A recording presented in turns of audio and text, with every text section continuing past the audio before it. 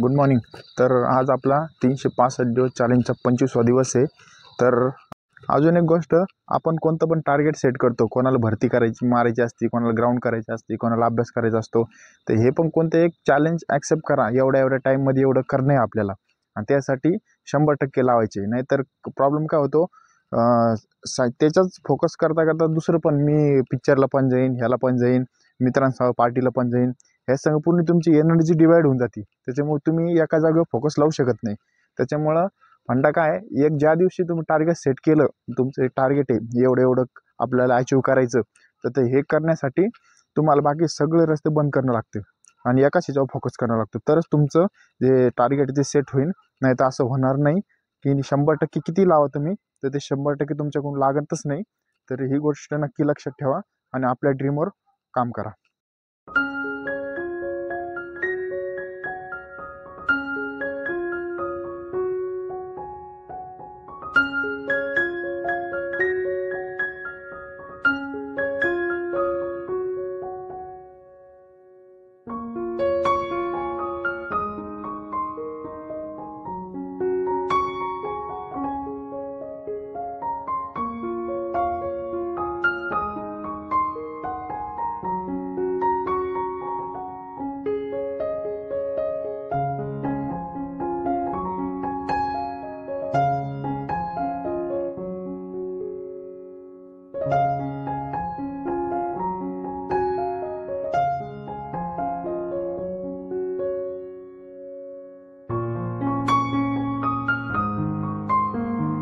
आता वॉर्मअप झाला आपला कंप्लीट.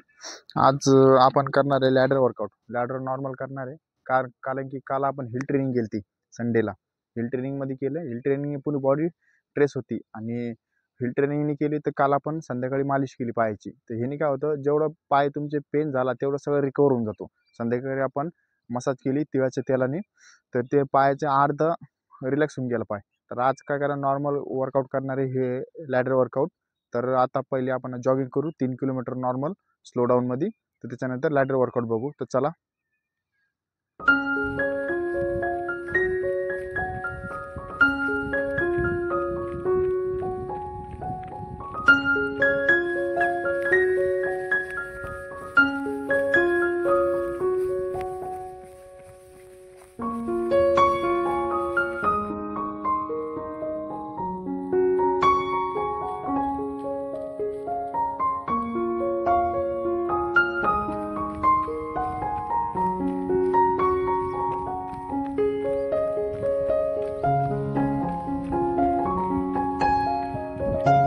तर आपले 3 किलोमीटर जॉगिंग कंप्लीट झाली आपली. तर जाताना आपण एकदम स्लो गेलो, येताना पण स्लो आलो. कारण की एक दिवस आड आपण रेपिटेशन करतो. एक दिवस स्टेप टाकतो आणि एक दिवस नॉर्मल घेतो. तर आज आपण नॉर्मल घेतली. तर आज आपलं लॅडर वर्कआउट आहे. तर चला थोडीशी वॉकिंग करू आता जॉगिंग झाल्यावर, आणि त्याच्यानंतर आपण लॅडर वर्कआउट करतो. तर चला.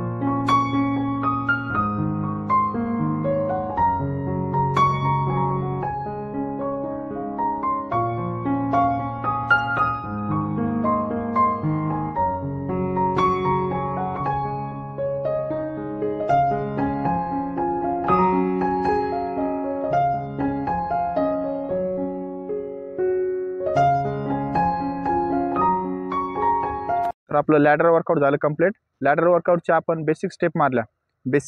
तर बेसिकमधले कोणकोणते आहे ते बघितले आज आपण. तर लॅडर वर्कआउट तुमच्या सेशनमध्ये डेली ॲड करा, कारण की ह्याने काय होतं, आपल्या पायाची रिदम बसतो ना, एक ॲक्युरेट रनिंग करताना पाय सेम पडते आणि पायाला कधी पण रनिंगमध्ये प्रॉब्लेम येत नाही. कारण की लई जणांचा प्रॉब्लेम काय होतो, पाय रनिंग करताना एकामेकाला मागचे पंजा घासतो किंवा पाय रनिंग फास्ट वळल्यावर पाय थोडेसे इकडे झिगझॅग पडते. तर ही प्रॉब्लेम सगळे दूर होऊन जाते. तर लॅडर वर्कआउट तुम्ही डेली करा, हे प्रॉब्लेम सगळे ओके होईल. तर चला, लॅडर वर्कआउट झालं आपलं, तर स्ट्रेचिंग करू आपण.